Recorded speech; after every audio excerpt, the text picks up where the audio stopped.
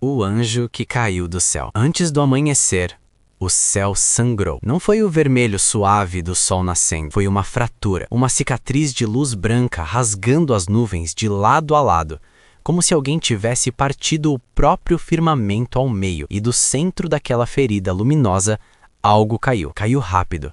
Caiu pesado. Caiu como uma estrela que desistiu de brilhar. 3 pessoas dormiam numa floresta a meia légua dali, e as 3 viram tudo. O primeiro a se levantar foi Dravon Forgeborn, um anão de 2 séculos, guerreiro por ofício e por natureza, com uma machada dupla que nunca ficava longe do alcance das mãos. Quando o clarão rasgou o céu, ele estava de pé antes de estar completamente acordado. Isso não é trovão, ele disse, para ninguém. A segunda foi Sayla Nosseforn, uma elfa ladina de traços afiados e olhos que pareciam guardar segredos antigos. Ela tinha crescido nas ruínas de uma cidade destruída por um culto e sobreviveu porque aprendeu a ser invisível antes de aprender a caminhar. Já estava de pé, adagas nas mãos, olhos no céu. Veio do plano superior. Ela murmurou, isso nunca é bom. A terceira era Mara Cinza Verde, uma jovem maga com o capuz sempre levantado e um cajado cheio de runas gravadas à mão. Ela acordou já de joelhos, com as runas pulsando numa luz dourada fraca. Tem magia divina ali. Eles foram até o ponto de impacto. Não discutiram se deveriam ir. Simplesmente foram. Porque era o tipo de coisa que faz isso com certas pessoas. No centro de uma clareira que não existia na noite anterior, havia uma cratera. As árvores ao redor tinham sido dobradas para fora como palitos. E no meio delas, envolto em plumas brancas manchadas de dourado e de sangue, estava uma figura grande demais para ser humana, com asas, ou o que restava delas. A corrente dourada ao redor do pescoço gravava um nome, Eiton. Era um anjo de batalha. A armadura de placas brancas com inscrições celestiais deixava isso claro. A espada ainda apertada na mão, mesmo inconsciente também. Mas o que prendeu a atenção dos 3 foi o ferimento no flanco esquerdo, profundo, escuro, com bordas que não sangravam vermelho, sangravam luz, uma luz dourada vazando devagar, como areia entre os dedos. Mara se ajoelhou antes que alguém dissesse alguma coisa e tentou um encantamento de cura.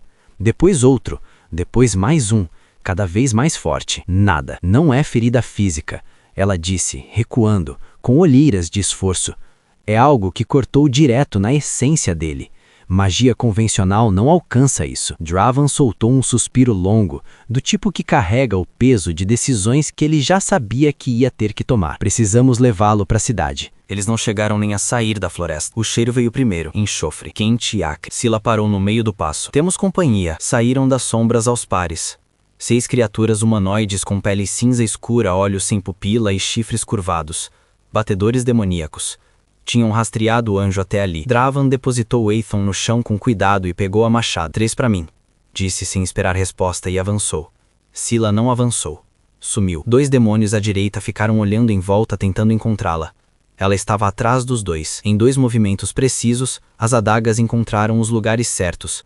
Eles caíram sem entender quando ela tinha chegado ali. O 6º demônio ignorou os 3 aventureiros e foi direto para o anjo. Mara girou o cajado para ele. Não. A runa no topo explodiu numa onda de força que jogou o demônio contra uma árvore com violência suficiente para rachar o tronco. Silêncio. Se mandaram batedores, logo mandam algo maior, disse Sila, limpando as adagas.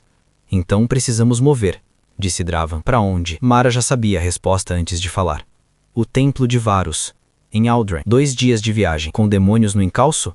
Com demônios no encalço. Dravon olhou para o anjo, para a ferida vazando luz, para a espada ainda apertada na mão de uma criatura inconsciente que se recusava a soltá-la mesmo no desmaio. Tá bom.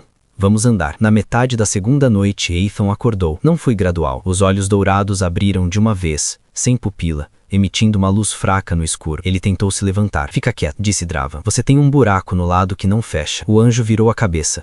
Quando falou, a voz tinha uma ressonância estranha, como se mais de uma pessoa falasse ao mesmo tempo em frequências diferentes. Vocês me trouxeram. Por quê? Dravon pensou por um segundo. Boa pergunta.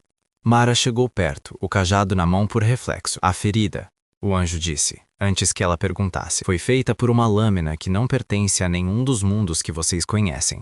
Não pode ser curada aqui. É por isso que vamos ao templo de Varus. disse Sayla, das sombras. Eitan ficou em silêncio. Depois, Varus ainda existe? O templo existe, disse Mara. Por quê? Varus dorme há muito tempo, mas o templo ainda guarda uma conexão. Pode ser suficiente. Pode ser, repetiu Dravan sem esconder a ironia. É o que temos. A garganta de pedra era um desfiladeiro estreito com paredes de rocha de 30 metros de altura.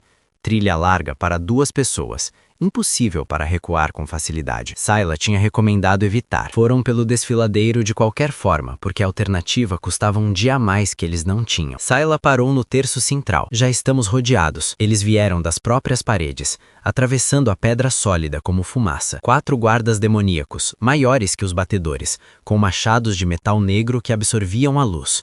E no topo da parede direita, olhando para baixo com a calma de quem não precisa se apressar, uma figura encapuzada com máscara de metal negro. Entreguem a criatura, ela disse. E vocês podem ir. Não, disse Dravan. O que aconteceu nos minutos seguintes foi violento e confuso da forma que batalhas reais tendem a ser. Dravan levou um golpe no ombro, mas não recuou. Usou o impacto para girar e acertar 2 de uma vez. Sayla dissolvia-se nas sombras e reaparecia atrás dos guardas com uma precisão quase cirúrgica. Mara segurou o terceiro com barreiras, rajadas e o encantamento de lentidão que a deixou exausta, mas de pé. A figura encapuzada desceu da parede. Não foi para os aventureiros, foi direto para Eitan. O anjo estava de pé, apoiado na parede, espada levantada, ferida pulsando em agonia. De pé pela força da vontade pura, a figura parou a 3 metros e inclinou a cabeça. Você caiu.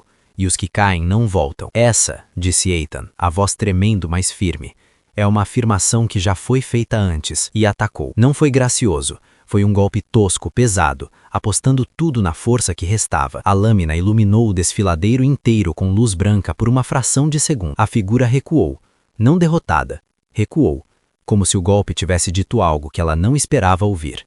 Recuem, ela disse para os guardas. Por quê? Porque ele ainda tem a chama. E eu não vim preparada para isso. Sumiram nas paredes. O silêncio voltou. Eitan caiu de joelhos. A espada cravou no chão à sua frente e ele ficou apoiado nela. A cabeça baixa, a ferida vazando luz mais forte que antes. Dravan chegou primeiro e o segurou pelo ombro. O que ela quis dizer com a chama? Que eu ainda não morri, disse o anjo. Mas não vai durar muito mais. Aldren apareceu no horizonte no final da tarde. Uma cidade murada de pedra escura, com o templo de Varus visível no centro, colunas brancas contrastando com tudo ao redor, como um dente diferente numa boca velha. A sacerdotisa Verani os encontrou na entrada, uma mulher pequena de cabelos brancos que olhou para o grupo e para o anjo com a expressão de alguém que já viu muita coisa, mas não tinha visto aquilo ainda. Ela os deixou entrar sem perguntas. Conduziu Eitan até o altar central, pedra circular com inscrições em espiral que pulsaram ao contato da armadura dele. Verani se ajoelhou, murmurou em silêncio e colocou as mãos sobre a ferida. A luz que veio foi gradual, como um tecido sendo costurado por mãos invisíveis. A ferida começou a fechar.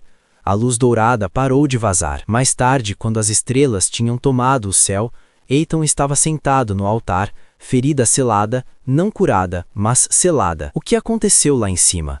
Perguntou Mara, incapaz de segurar mais. Havia uma guerra, disse ele. No plano dos deuses há conflitos que os mortais não sabem que existem. Fui atingido por uma arma feita da essência do vácuo. Algo que não pertence nem à luz nem às trevas. Quem a fez? Perguntou Scylla. Isso é o que eu precisava descobrir quando caí. Pausa. Ainda preciso descobrir. Dravan entrou pela porta do templo, olhou para todos e disse. Então isso ainda não acabou. Não era uma pergunta. Não, disse o anjo. Ainda não acabou. Naquela noite, 4 pessoas muito diferentes, sentadas ao redor de uma fogueira, souberam ao mesmo tempo, sem combinar, sem discutir, que a manhã seguinte traria uma nova direção, e que quando chegasse a hora de partir, nenhum deles ia ficar para trás. Se inscreva, comente se quer a continuação dessa história.